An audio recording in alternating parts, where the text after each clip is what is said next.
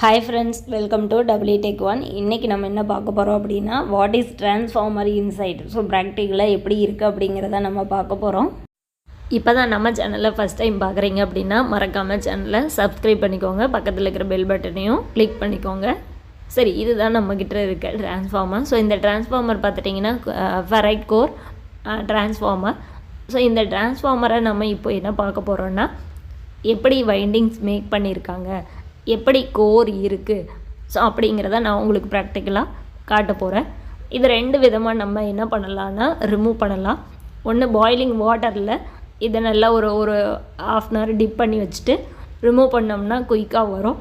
Suppose அப்படி இல்லைன்னா இப்படி ஹேண்ட்லேயே நம்ம என்ன பண்ணலாம், ரிமூவ் பண்ணலாம். ஸோ ஃபஸ்ட்டு மேலே இருக்க இந்த இன்சுலேட்டிங் டேப்புன்னு சொல்லுவோம். ஸோ இதை ரிமூவ் பண்ணுறோம். இதை ரிமூவ் பண்ணோன்னே உள்ளே நமக்கு என்ன கிடைக்கும்னா கோர். ஸோ கோர் அப்படிங்கிறது உங்களுக்கு தெரியும், டிரான்ஸ்ஃபார்மரோட ஒர்க்கிங் கன்ஸ்ட்ரக்ஷன் எல்லாமே நீங்கள் படிச்சிருப்பீங்க. ஸோ அப்படி இருக்கிற பட்சத்தில் கோரோட ஒர்க் என்ன அப்படிங்கிறது உங்களுக்கு தெரியும். ஸோ இது ஒரு மேக்னெட்டிக் மெட்டீரியல்னால் மேட் ஆஃப் ஆகிருக்கு. பார்த்துட்டிங்கன்னா இது டைப்பில் இருக்கும். நான் ஹேண்ட்லேயே ரிமூவ் பண்ணதுனால என்ன ஆயிடுச்சுன்னா, ஜஸ்ட் ஒரு பார்ட் மட்டும் பிரேக் ஆயிடுச்சு. ஸோ இதுக்காக தான் நான் உங்களுக்கு சொன்னேன், ஹீட் வாட்டரில் நம்ம நல்லா பாய்லிங் ஆகிட்டு இருக்கும்போது விட்டு எடுத்தோம்னா இந்த பார்ட்ஸ் எல்லாமே உடையாமல் கிடைக்கும். ஸோ இது எதுக்காகனா, ரீவைண்டிங் பண்ணணும்னு நினைக்கிறீங்களுக்கெல்லாம் கண்டிப்பாக ஹாட் வாட்டரில் விட்டு எடுத்துக்கோங்க, அதுதான் சேஃபும் கூட. ஸோ இதுதான் நமக்கு டைப்பில் கிடச்சிருக்கே கோர்னு சொல்லுவோம். ஸோ இது ஒவ்வொரு வைண்டிங்ஸ்க்கு பொறுத்த மாதிரியும் அந்த கோரோட ஸ்ட்ரக்சர் நமக்கு வேரி ஆகும். சரி, நெக்ஸ்ட்டு பார்த்துட்டிங்கன்னா இது ஒரு மேக்னெட்டிக் மெட்டீரியல். ஸோ ஃபெரைட் அப்படின்னு சொல்லியிருக்கோம். அந்த கோருங்கிறது டிஃப்ரெண்ட் கைண்ட்ஸ் ஆஃப் மேக்னெட்டிக் மெட்டீரியல்னால் மேட் அப் ஆகிருக்கும். ஸோ இப்போ இது பார்த்துட்டிங்கன்னா நல்லா ஒரு கோல் எப்படி இருக்குது அதே மாதிரி தான் இருக்கும். ஃபஸ்ட்டு உள்ளே பார்த்துட்டிங்கன்னா நல்லா சொரப்பாக இருக்குது. இது உங்களுக்கு தெளிவாக பார்க்கும்போது தெரியும். ஸோ இது எல்லாருமே ப்ராக்டிக்கலாக பார்த்துருக்க சான்ஸ் கிடச்சிருக்காது. ஸோ லெபார்ட்ரி ஆகட்டும், any electrical components, so just என்னென்னு மட்டும் பார்த்துருப்பீங்க. பிரேக் பண்ணி பார்க்கும்போது நமக்கு உள்ள இது மாதிரி இருக்கும் அப்படிங்கிறது ஜஸ்ட்டு அண்டர்ஸ்டாண்ட் பண்ணிக்கோங்க. நெக்ஸ்ட்டு என்ன பண்ண போகிறோன்னா, முக்கியமானது அவுட்டர் லேயர் பார்த்து முடிச்சிட்டோம். அடுத்து இந்த கோருக்கு உள்ளே இருக்கிறது பார்த்துட்டிங்கன்னா வைண்டிங்ஸ். ஸோ இந்த வைண்டிங்ஸ் எப்படி இருக்கும், எப்படி இன்சுலேட் பண்ணியிருக்காங்க அப்படிங்கிறது தான் நம்ம பார்க்க போகிறோம். ஸோ ஜென்ரலாகவே வைண்டிங்ஸில் ரெண்டு இருக்கும். ஒன்று primary winding, secondary winding already உங்களுக்கு தெரியும்.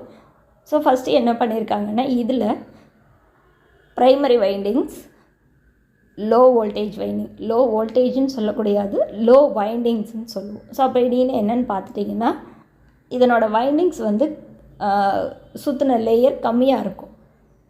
ஸோ அதை பார்த்துட்டிங்கன்னா லைட்டாக அந்த ஸ்ட்ரைப் தெரியுது பாருங்களா, அந்த ஸ்ட்ரைப்பில் ஃபஸ்ட்டு மேலே இன்சுலேட்டிங் டேப் மோல்டு பண்ணியிருக்காங்க. இதை எடுத்துகிட்டு பார்த்துட்டோன்னா வைண்டிங்ஸ் சுற்றி இருக்காங்க. ஸோ இதில் பார்த்துட்டிங்கன்னா அரௌண்டு ஒரு 10 சுற்றத்துக்கு மேலே சுற்றிருக்காங்க. ஸோ இது எல்லாமே கால்குலேஷன் பொறுத்து தான் நம்ம வைண்ட் பண்ணுவோம். ஸோ இப்போ நான் என்ன பண்ணிட்டேன், ஃபஸ்ட் லேயரை ரிமூவ் பண்ணிட்டேன். ஸோ இது லோ வைண்டிங்ஸ்.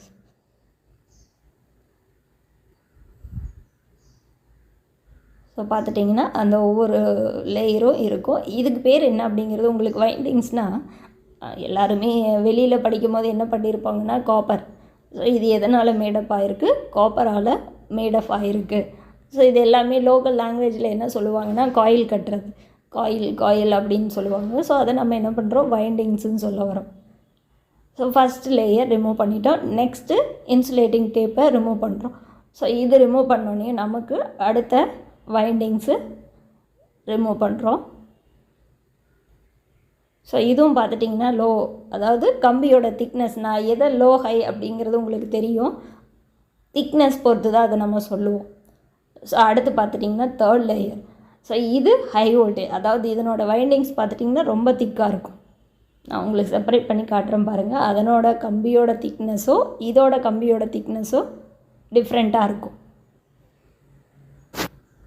ஸோ பார்த்துட்டிங்கன்னா இதில் ஒரு 5 to 6 லேயர்ஸ் இருக்குது. இந்த 6 லேயர்ஸுமே தனியாக செப்பரேட்டாக நம்ம வவுண்ட் பண்ணி எடுத்துக்க போகிறோம். ஸோ ரீவவுண்ட் பண்ணும்போது நமக்கு இதெல்லாமே கால்குலேஷன் பண்ணி தான் நம்ம வவுண்டே ஆரம்பிப்போம். ஸோ ஒவ்வொன்றுக்கும் ப்ரைமரி சைடில் எவ்வளோ, செகண்டரி சைடில் எவ்வளோ இருக்குங்கிறத செக் பண்ணுவோம். ஸோ ஜஸ்ட்டு பார்த்துட்டிங்கன்னா உங்களுக்கு அந்த வைண்டிங்ஸ் இதில் டிஃப்ரெண்ட்டாகவே தெரியும் உங்களுக்கு. ஸோ அதிலெல்லாம் சிங்கிள் லேயரை வவுண்ட் பண்ணியிருந்தாங்க. இதில் பஞ்ச் ஆஃப் காயில்ஸாக ஃபுல்லாக வவுண்ட் பண்ணியிருக்காங்க. அடுத்து ஃபைனல் ஸ்டேஜ். ஸோ இதுலேயும் நம்ம என்ன பண்ணுறோம், இந்த இன்சுலேட்டிங் டேப்ஸை ரிமூவ் பண்ணுறோம். ரிமூவ் பண்ணிவிட்டு ஃபைனலில் இருக்கிறது இதனோட திக்னஸ் ரொம்ப கம்மியாக இருக்கும். ஸோ ஃபஸ்ட்டு இதையும் ரிமூவ் பண்ணுறோம். ஸோ 4 லேயர்ஸ் ஆஃப் செட்டிங்ஸ் இருக்குது.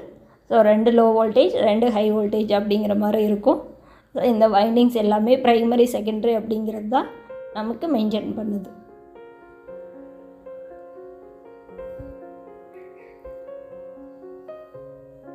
ஸோ ஜென்ரல் எல்லாத்துக்கும் ஒரு டவுட் வரும், சரி இந்த வைண்டிங்ஸ் எல்லாம் மேக் பண்ணிட்டாங்க, இதனோட அவுட்புட் எப்படி எடுப்பாங்கன்ட்டு. ஸோ இது ஆரம்பத்தில் நான் உங்களுக்கு வீடியோ ஃபஸ்ட்டு ஷோ பண்ணும்போதே தெரிஞ்சிருக்கும்.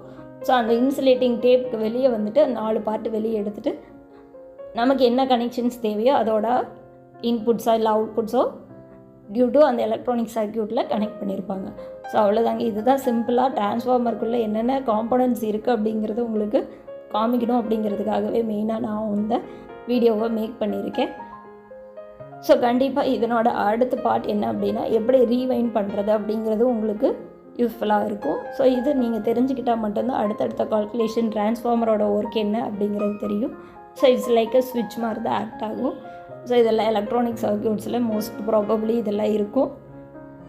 ஸோ அந்த வைண்டிங்ஸோட திக்னஸ் எல்லாமே உங்களுக்கு தெளிவாக தெரியுது பாருங்கள்.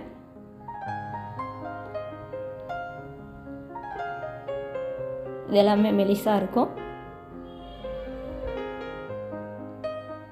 பாருங்கள். ஸோ அப்போ இது வைண்டிங்ஸ் அதிகமாக இருக்குது, ஹெவியாக இருக்குது, திக்காக இருக்கிறது எல்லாமே எதுக்காக?